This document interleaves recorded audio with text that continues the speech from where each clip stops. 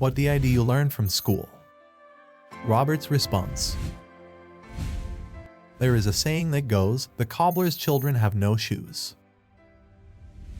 In my case, the saying should have been, the superintendent of education's kid has no brains.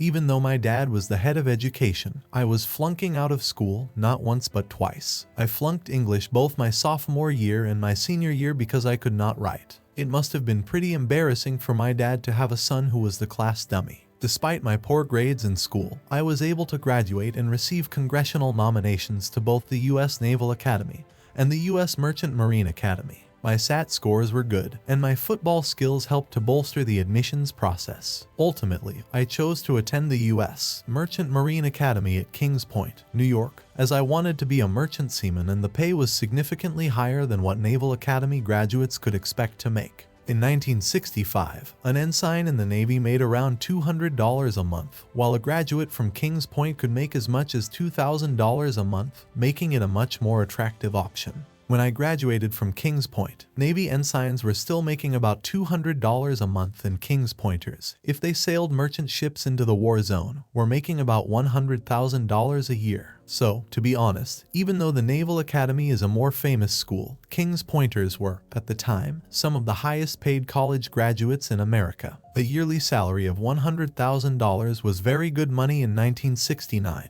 especially if you were only 22 years old. However, I did not take one of those jobs. Instead, upon graduation, I took a job with Standard Oil of California and shipped out of San Francisco. The reason I chose Standard Oil, even though the pay was a lot lower, only $47,000 for 7 months' work, was because I was interested in oil and because our tankers sailed to Hawaii and Tahiti. Think about it. In 1966, the United States Coast Guard Academy sent its entire sophomore class on a 1-year-long journey around the world as apprentices on board various ships. During their year-long sea year, the students experienced a range of different vessels, from freighters and tankers to passenger liners, and were given the opportunity to learn from experienced officers and crew members. This journey was an eye-opening experience for many of the students, teaching them about the reality of life on the oceans and allowing them to explore a range of different cultures and customs. It was also a great opportunity to meet up with classmates in faraway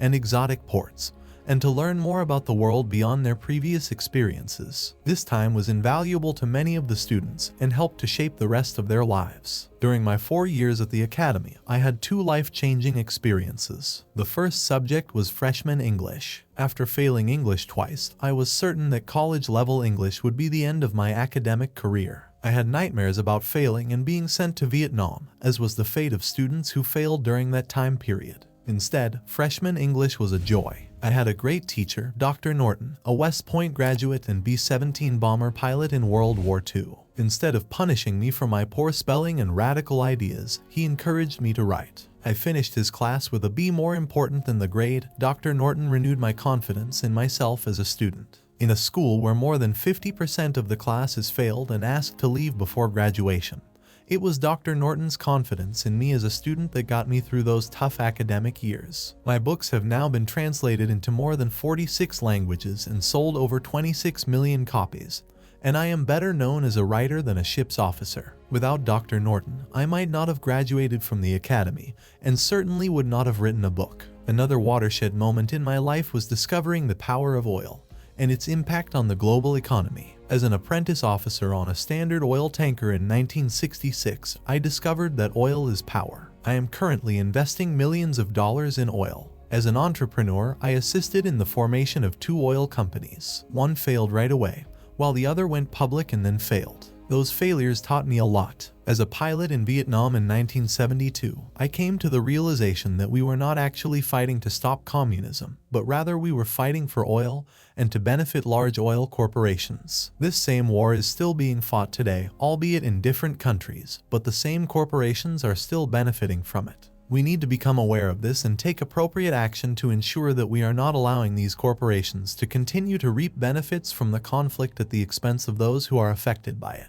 In the 1980s, I became a founding board member of an organization known as GENI, Global Energy Network International. The purpose of Genie, a not-for-profit organization, is to bring to the world the ideas of Dr. R. Buckminster Fuller, known as one of the greatest geniuses of our time. According to Dr. Fuller, the world has the technology to be energy self-sufficient, which means non-polluting renewable energy. The problem is the oil companies would rather see the price of oil go up, and these companies yield a lot of power. I supported Dr. Fuller's idea because if Genie were a reality, the wealth of our world would increase, poverty would decline, population growth would decline, and there would be a greater possibility of world peace. In 1994, I resigned from the Genie board of directors. The organization is still active today. If you want to learn more about Genie and its initiatives, visit their website at genie.org. The ideas are audacious, deserving of consideration, and would result in a completely different world if the world could see the benefit of cooperating rather than competing for resources. While I may sound like a hypocrite or a flip-flopper, I am still a capitalist. I still make my money from oil, and I also support the eventual replacement of oil with a non-polluting, renewable energy resource that elevates the world's standard of living and reduces poverty and war. Instead of punishing me for my poor spelling and radical ideas, Dr. Norton encouraged me to write. I finished his class with a B. More important than the grade, Dr. Norton renewed my confidence in myself as a student, and Dr. Norton's confidence in me as a student that got me through those tough academic years. Robert Kiyosaki. Donald's response. College years. I know this surprises some people, but I was an excellent student. I was serious, attentive, and focused in every class. When Robert and I were talking about our college days and what caused us to become wealthy, I remembered that in my spare time, I studied real estate and foreclosures. I was always willing to go above and beyond. That, I believe, is the key to success. Not just financial success, but success in all areas. If you only do what you need to do to get by, you will. However, the end results will be neither outstanding nor exceptional. To gain an advantage, you must do what others do not want to do. Golf legend Gary Player's saying, "The harder I work, the luckier I get," is one that I've adopted. Expecting things to be easy is the worst thing we can do for ourselves. I knew real estate was not going to be easy, so I braced myself. Whatever your interests are, make sure to follow suit. Other students in my class were excellent students, but they performed poorly in real life. I sometimes think they were so focused on the academics and not on the outside world that when they graduated, they were surprised by what they found. I believe I was aware of the world's dangers and difficulties and kept myself informed of national and international events, both related to real estate and otherwise, so that when I stepped out of the study halls and into the streets of business, I'd be on an even keel. It's referred to as having an advantage. It's essential in sports and it's essential in life. Sometimes we are required to be isolated in order to excel, which is fine, but at the same time we have to be aware. People can be overtrained to the extent that they are of no earthly good. Bookwise versus streetwise surfaces again. It is possible to be both at the same time. In fact, it's required at this point. My advantage is that I have seen the rough side of real estate from working with and watching my father since I was a child.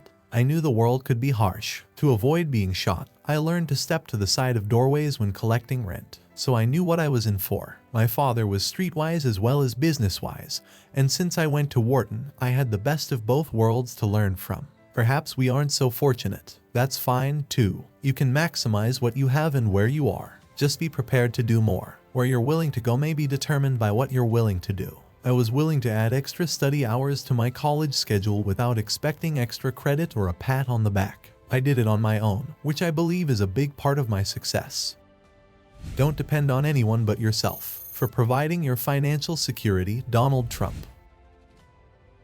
What did you learn from school that has helped you become successful? Was there a certain teacher who impacted you positively?